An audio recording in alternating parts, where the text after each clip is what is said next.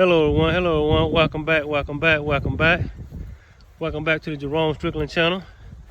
We're glad to have everybody back. I hope everything's good with everybody. Hope all is good with everybody. I'm back with another video. I'm happy to say I got a special guest here today. A young lady that is very spiritual, very awakened, and very enlightened. And so her name is Spiritual Lexx. I'm trying to get her to start her own YouTube channel, because if she do it, it'll probably blow up. That's just the way I feel. Once you listen to her, you will see exactly what I'm talking about. So without further ado, I want to introduce Spiritual Lexx. First, I want to ask you, welcome Spiritual Lexx. Hello. But first, I want to ask you to tell us a little bit about your spiritual journey, how you came from where you're at to where you are now, and just kind of elaborate on the spiritual you, which is the real you, which is the universal and the eternal you. So that's what we want to talk about, the real you. So just take it away whenever you're ready. Well, yeah, my name is Spiritual Lexx, and I am kind of young. I guess you would say I'm a young adult. And I guess I started my spiritual journey because, like, a big thing that pushed me into it was the fact that I never fit in with anybody, never really had any friends. I was always like an outcast with my family. I just thought different than everybody, and I used to think, like, what's wrong with me? Like, I don't know, like, I was just, people didn't really want to be around me. I'm not ugly, so I was like, you know, why don't people want to be around me? When I talk, it's like everybody get quiet. So, I got really depressed in, like, high school because of that. And, you know, it just seemed like things were working for other people, really wasn't working for me. I was brought up as a Christian, went to church every time the doors were open.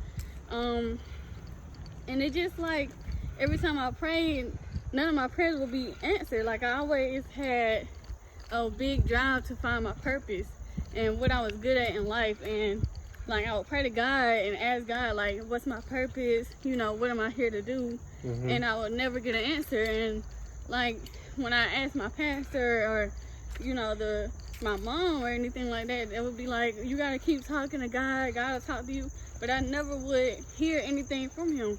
And when I started to meditate, that's when I started to get answers. So that's what really pushed me into my spiritual journey. Because, like, after a while, like, I started to realize, you know, my purpose is to experience. It's not really something I'm supposed to just do. Right. Human being is somebody that just be. You know, you're supposed to be here and experience this life. That's your purpose. And so yeah, that's really my spiritual journey right now. Okay. All right. So that's what we all on. We're all on our spiritual journey. Some of us at different places than others. Some of us have been on this journey for years. Some of us are embarking on this journey, and sometimes it takes us being almost like being pushed up against a wall or backed up against the wall and not being accepted by anybody, not being accepted into this world system. There's somebody with their dogs over there. I guess that's a whole, look at all them dogs over there. Oh, one of them look like babies. Yeah, but anyway, and sometimes once you get pushed up to a wall or back into a wall, you have nowhere else to go but to the within. And so this young lady has really turned me on and taught me a lot of things about spiritual. I don't know everything. I'm not up on it. That's another thing. I think you have a hunger and a thirst for spiritual things, not religious things, but spiritual things. So I want to ask my guest here, how are you now that you have found your spiritual path? Do you feel more fulfilled? Do you feel more as if you finally found your path? Well, one thing I can say that is a really big difference is I think clearer. My thoughts are more clear. I can actually like dictate, my thoughts and like when I'm around people, when I'm around in certain situations, I know, what's good for me and what's not good for me. It's like it's not hard to explain, but in my case it is, because it's more of an internal feeling that really changed inside me. But one of the biggest things I can say is, like, I can think clear. It's like I can feel people's aura. I can feel when people have bad intentions. I know, like, now is really a time to be alive. I mean, it's a lot of stuff going on, and I just feel like I do feel more fulfilled. I feel more, like I'm living in my purpose now. I don't feel lost. I don't feel sad. I don't feel angry, mad all the time. I just feel like I'm here to do what I was supposed to do in this experience. Right. And that's the way a lot of spiritual people, when they realize that it's on the within, when they realize that they're not separate from God, but that God lives within them, and they are the very that God is a part of them and they are part of God, that they are co-creators, that God is not way up there out, like religion teaches us that we're separate from God, that God is somewhere else, and we got to find some kind of way to get to him. We got to go through some kind of middleman and all this stuff, to get to God. But all you got to do is go within. And that's what the real lesson is. Some people out there that may be listening to this video that feel the same way. You feel like you don't fit in. You feel like an outcast. And first of all, you don't need to feel bad about yourself. You don't need to feel like anything's wrong with you. In fact, you need to do just the opposite. You need to feel good about yourself. We can go this way down here. And you can love yourself. So because the thing is, like, when you are different, that's what's really special about you. When you are an outcast, you should really feel good about yourself, because you're not like everybody else. It's so many people that are asleep, so many people that sell their soul and don't even know it. And they just because they want to follow trends, they want to follow and be like everybody else. But when you're not scared to be different and follow your own path, that's what's really different and the greatest thing about you.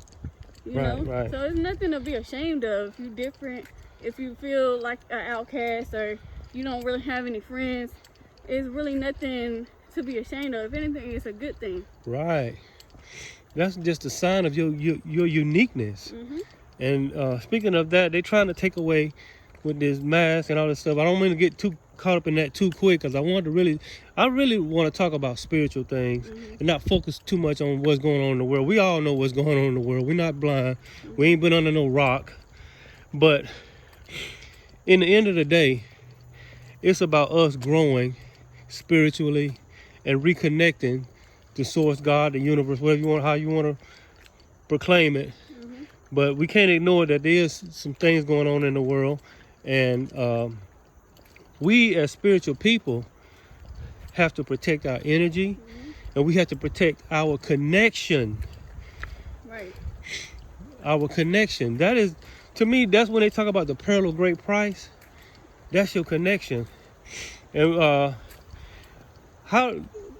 was going to ask you, I was going to ask my guest, how do you know you have that connection? What is the evidence that somebody has finally connected, or they're on their way to connecting? Well, one of the first signs that I would say is when you start seeing angel numbers. Your angels will start speaking to you. And one of the key angel numbers is 1111, 333, 222, 444. A lot of triple numbers, 1144. I see those numbers all the time, and that's what really, helped me to know that I was on the right track, because, like, those numbers are your angels communicating with you and telling you that they're with you, and and they're telling you to be positive, to think positive. So that's one way to know that you're on track. And also, like, synchronicities, when things line up. And you would say there were coincidences, but certain things can't just be a coincidence.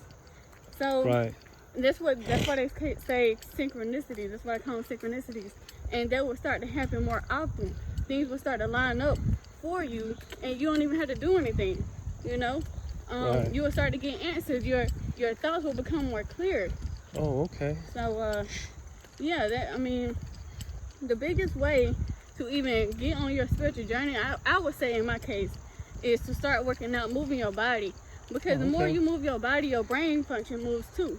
And and the way your brain is electrical. So if you move more, your brain produces more. And once you start to work out and meditate, you will have clearer thoughts. You will have answers coming to you that you always questioned. Wow. So, Okay. yeah. And I think the other thing, you move your body, and also I believe also is protecting your energy, because we are around so many negative forces, so many negative influences, so many things that is can easily get us into a low frequency. And the further you get away from loving yourself, the further you get away from liking yourself, and you start getting angry and frustrated about all the stuff that's going on in your personal life and in the world, that can really hinder your spiritual journey. And like my guest said, moving. When you moving, you don't have time to think about what's going wrong, and you out there, and you making moves. Yes. Spiritually, from a spiritual standpoint. What about meditation? Meditation. Meditation is something that I feel like all humans should do. And meditation is not something that you just sitting there with your legs crossed and your hands in these weird positions. No, it's just you sitting there and you are a being. You're not trying to think of a solution to your problems. You're not trying to be this person that's a CEO and think of all these ideas. No, you're just sitting here. You're here. You're experiencing. You're breathing. That's what meditation is. Right. Meditation is the practice of being. Right. So yeah, I think that is really the key to unlocking and tapping into your higher self, your consciousness. When you sit there and you think and you just sit there and be, like, so much comes to you. Like, it's in a way that you can't really explain. You have to feel it. It's a shift in your consciousness when you start to meditate and you actually start to tap in. Right. It's basically letting go of all these distractions. Yeah. All these distractions like phone and social media, and TV and movies and other people. Right. And just taking a time out, because when you take time out to go within, that's where your connection is. And when I started meditating, I'm not one of those people that meditate for like hours and be all on the how you see the images of people like got their legs crossed, got that making that symbol with their hand and all that other stuff. I guess that can be considered meditation. That's a more advanced, but if you just now getting into it, it don't even take that much. It really don't take that. We're so distracted by everything. All we have to do is put everything down and just sit. And just be. Right. That is what meditation is. Everybody, like, they try to make meditation, it seems like it's so complicated, but it's actually very simple. Right. A lot of people can't do it though because they have a short attention span. We can't sit for a long time. And that's why meditation seems so hard for so many people.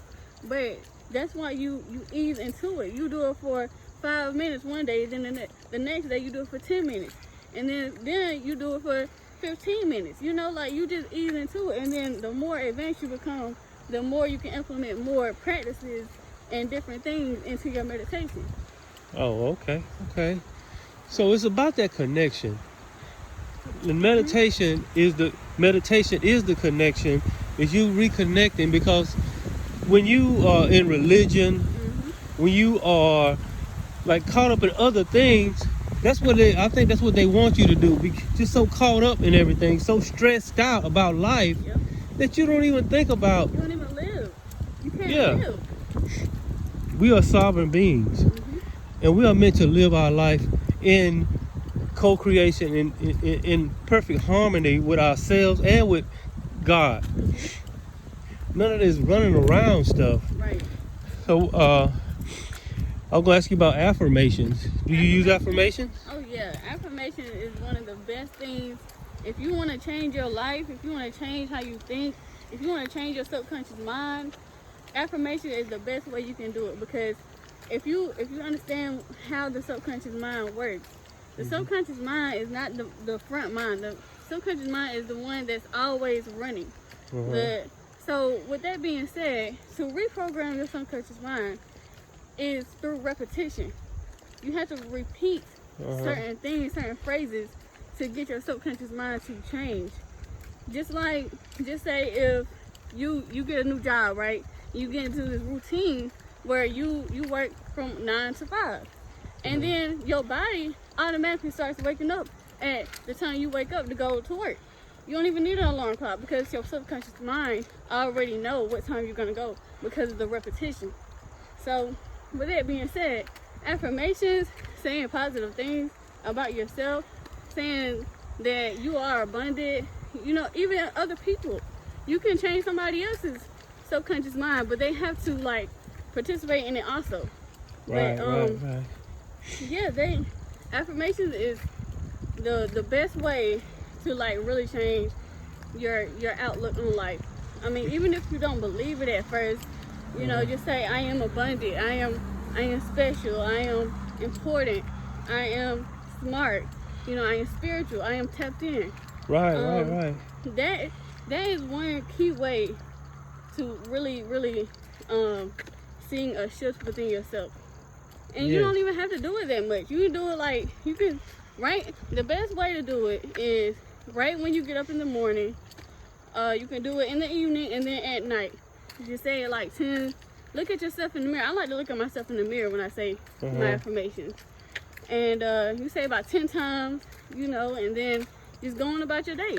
Right. It's not really a complicated thing, but you got to be consistent with it also. Oh, you said the key word, consistent.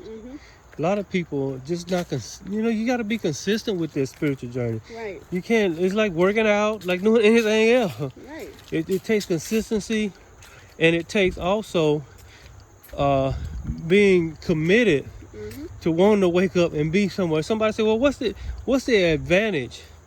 I was going to ask you, what's the advantage of being awakened? And, because it seems like when I look around in this world, I guess they call them the light beings, the chosen one, whatever you want to call it. It seems like they have to deal with a lot of, I don't know, anxiety, depression. Yeah, they have to, it's like this world is not for them. I don't know. It's not for them. It's like you have to try so hard.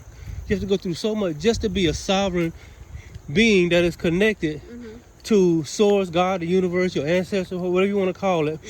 And it's like, it's something that's, it's like a pushback. And so how do I continue my spiritual journey when things get hard, when sometimes things don't, and when it seems like I don't fit in, people act like they got a problem with me all the time. I don't know if it's me or if it's, I want to just, I guess in the end, people just want to feel happy and content and have love for themselves, to love and be loved. Just basically have everything we were meant to have. But it seems like it's something some kind of invisible force that is trying to keep us from that. Yeah. I mean, the best way I can put it is you just got to know who you are. We are multidimensional beings having a human experience, meaning that this life is just an experience. And once you get to that point of understanding that, then a lot of these things that happen, a lot of the stuff that's going on in this world, it's like it won't even faze you anymore because you know who you are. You know that when this life is over with, it's not the end for you. You know, so this is only a stepping stone. We probably have been here for thousands and thousands of years, and you won't even know it, until you die. Right. It's all about knowing who you are. I mean, the advantages, like, of being spiritual is you it's like you have this prior knowledge, like, of everything.